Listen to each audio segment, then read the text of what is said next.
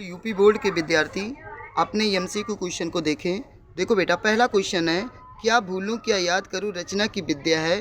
इसका जो correct option है बेटा वो आत्मकथा है। और किसने लिखी? कागद कोरे रचना के लेखक हैं। इसके जो लेखक हैं बेटा कौन है? सच्चिदानंद हीरानंद वात्स्यायन आगे, यानी डी सही आगे का। इसके बाद रामचंद्र शुक्ल की रचना है, तो रामचंद्र शुक्ल जी की जो रचना है वो त्रिवेणी है। इसके बाद हिंदी साहित्य का प्रथम मौलिक उपन्यास माना जाता है, ये कौन सा है बेटा? परीक्षा गुरु। कई बार मैंने बताया है। शुक्लोत्तर युगीन लेखक हैं, तो जो शुक्लोत्तर युगीन लेखक हैं वो डॉक्टर हजारी प्रसाद द्विवेदी हैं। रीतबद्ध काव्यधारा के कवि हैं, कौन है बेटा? मतीराम। ये भी आप लोग को बताया गया है। रीतकालीन कवियों ने काव्य भाषा के रूप में प्रतिष्ठित किया। किस भाषा को किया बेटा? ब्रिज भाषा को किया।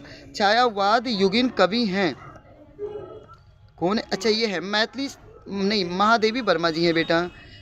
कनुप्रिया के रचयिता हैं, ये तो बहुत असला है, कौन है? धर्मवीर भारती हैं। नई कविता युग के कवि हैं, केदारनाथ अग्रवाल जी हैं। इसके बाद बेटा हास्य रस का अस्थायी भाव, ये तो आप लोग जानते होंगे, हास्य है। जहाँ उपमेय में उपमान की संभावना व्यक्त की जाती है, कौन सा अलंकार होता है? उत्प्रेक्षा अलंकार होता है। सोटा चंद के द्वितीय और चौथे में कितना होती है? 13 मात्राएं होती हैं। उपहार शब्द में प्रयुक्त उपसर्ग है क्या? उप है। त्रिभुवन में समास है, द्विग, ये भी बहुत बताया गया आप लोग को। ओष का तद्भव शब्द है ओट। युग्मध शब्द के सप्तमी एक वचन का रूप है, तवी है। अर्थ के आधार पर वाक्य के भेद हैं, कितना है? 8 है। छात्र विद्यालय में खेलते हैं, कृतवाच्य, इसमें छात्रों द्वारा विद्यालय में खेला जाता है।